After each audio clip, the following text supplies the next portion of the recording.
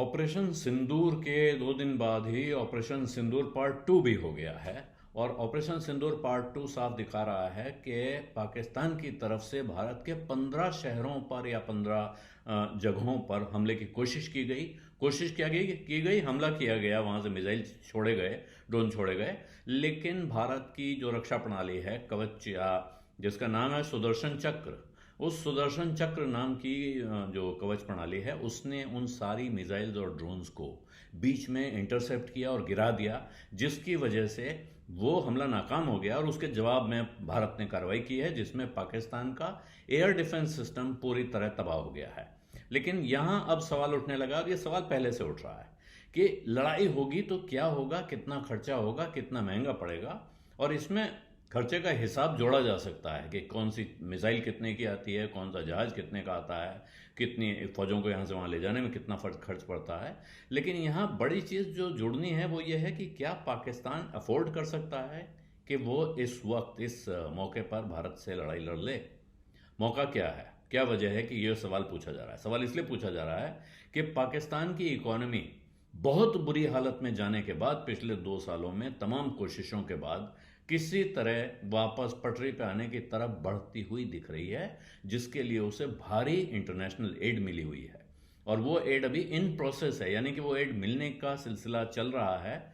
ऐसी परिस्थिति में क्या पाकिस्तान के पास ये अपने पास इतना पैसा है, या वो इस हालत में है जो कि दिवालिया होते होते बचा है 2 साल पहले।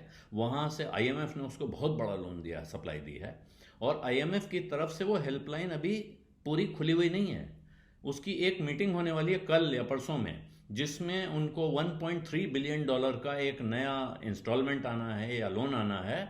उस मीटिंग के पहले क्या पाकिस्तान इस स्थिति में जा रहा, और खासतौर पे अभी सिंधु जल समझौता रद्द होने के बाद, इंडस वाटर ट्रीटी जो खत्म हुई है, पानी की भी परेशानी खड़ी होने वाली है, पानी के कम होने और पानी ज़्यादा होने दोनों की।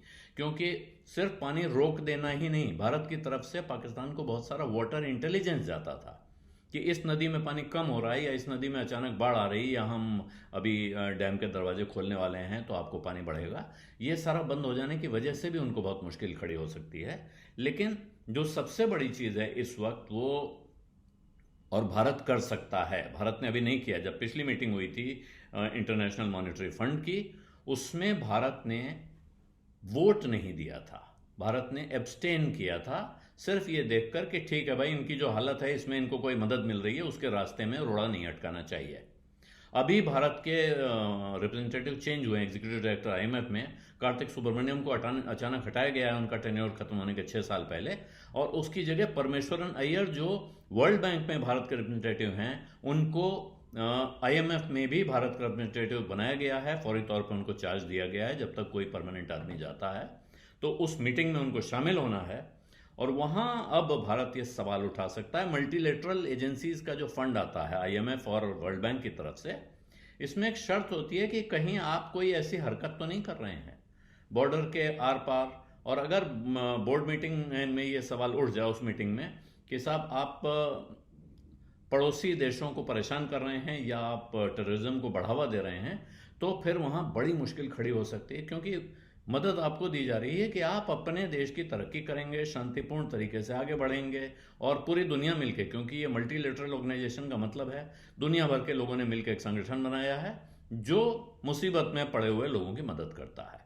भारत को भी ऐसी मदद पीछे भी मिली है, इस वक्त भी मिलती हैं, लेकिन उसका उसका लक्ष्य साफ होता है, उद्देश्य साफ होता है। और यहाँ भी बहुत सवाल उठते हैं कि ये आईएमएफ और वर्ल्ड बैंक के इशारे पे चलती हैं सरकारें, तो ये कहा जाता रहा है पिछले कई सालों से, लेकिन उसका नतीजा दिखता है जब वो मदद आती है और उसका सही इस्तेमाल होता है तो इकोनॉमी पे उसका असर दिखता है।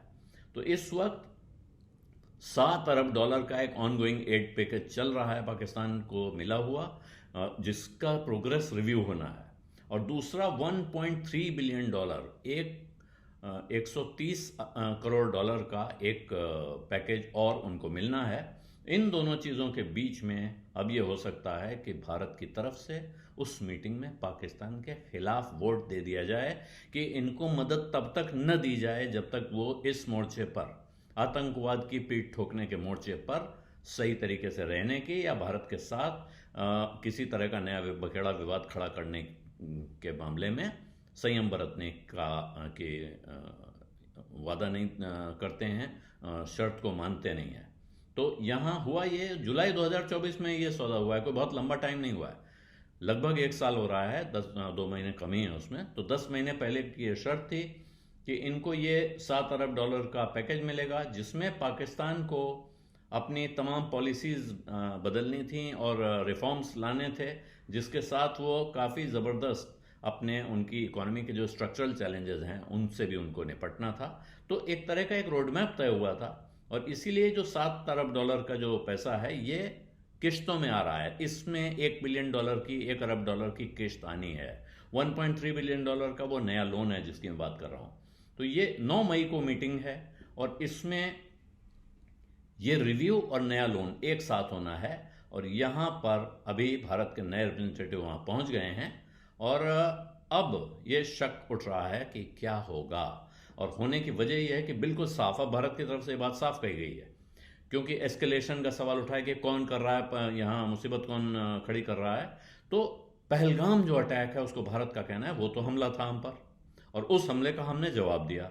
उसके बाद फिर ये 15 ठिकानों पे हमला, हमने उसका जवाब दिया। अब अगर आगे कुछ हालात और बिगड़ते हैं तो जिम्मेदार कौन माना जाएगा, ये प्रश्न उठेगा, और ये प्रश्न पूरी दुनिया के सामने उठेगा। इस वक्त क्या है, वो लगभग 40% की महंगाई से लौट के आया है पाकिस्तान। वहाँ वो लगातार अपना रेट कम करता जा रहा है, लगभग 10% वो गिरा चुका है, 22% से 10%, 22% का वहाँ इंटरेस्ट रेट चल रहा था, उसको उन्होंने गिरा के अब 12% पे पहुँचाया है। महंगाई कम हुई है, लेकिन उसके तमाम कारण हैं जो फसल वसल का। तो पिछले 18 महीने में वहाँ की इकोनॉमी ने खासी प्रोग्रेस की है, लेकिन आज की तारीख में जो परिस्थिति है इसमें पाकिस्तान को बहुत महंगा पड़ सकता है ये तनाव बढ़ना या इसके आगे लड़ाई की हालत पैदा होना। मूडीज रेटिंग ने कहा है कि जो ये टेंशन है ये पाकिस्तान की ग्रोथ पे असर डाल सकता है, और उनकी सरकार का जो एजेंडा फिस्कल कंसोलिडेशन का चल रहा है कि हम अपना बही खाता दुरुस्त कर लेंगे, वो बिल्कुल डिरेल हो सकता है, और इसकी वजह से पाकिस्तान की प्रोग्रेस पर ब्रेक लग सकता है पूरी तरह। ये इंटरनेशनल रेटिंग एजेंसी मूडीज ने उनको चेतावनी दे दी है, पूरी दुनिया को चेतावनी दी हुई है। उनका कहना है भारत को भी अगर कुछ लड़ाई होती है तो भारत को महंगी पड़ेगी, लेकिन भारत के मुकाबले पाकिस्तान को बहुत बड़ा नुकसान होने जा रहा है। तो ये हालत है, लेकिन इसके बावजूद, और ये बात आप सब जानते हैं, 50 बार कही जा चुकी है कि जंग किसी चीज़ का हल नहीं है, बातचीत से चीज़ें हल होती हैं। लेकिन बातचीत से चीज़ें हल होने का रास्ता शायद अब बहुत पीछे दिख रहा है। वापस चीज़ें बातचीत की तरफ आएँ और लड़ाई ख़त्म हो, उसके लिए ज़रूरी है कि एक बार वो कांटे निकाले जाएं जिन कांटों ने बहुत वक्त से भारत को परेशान कर रखा है। और शायद सभी लोग इस वक्त, ये सिर्फ पाकिस्तान का लोन नहीं, भारत का बाज़ार, दुनिया का बाज़ार, सभी लोग इस ओर ध्यान से देख रहे हैं कि क्या ये बरसों पुरानी परेशानी अब ख़त्म होने जा रही है। बीज़ अड्डा में आज इतना ही, इजाज़त दीजिए, धन्यवाद, नमस्कार।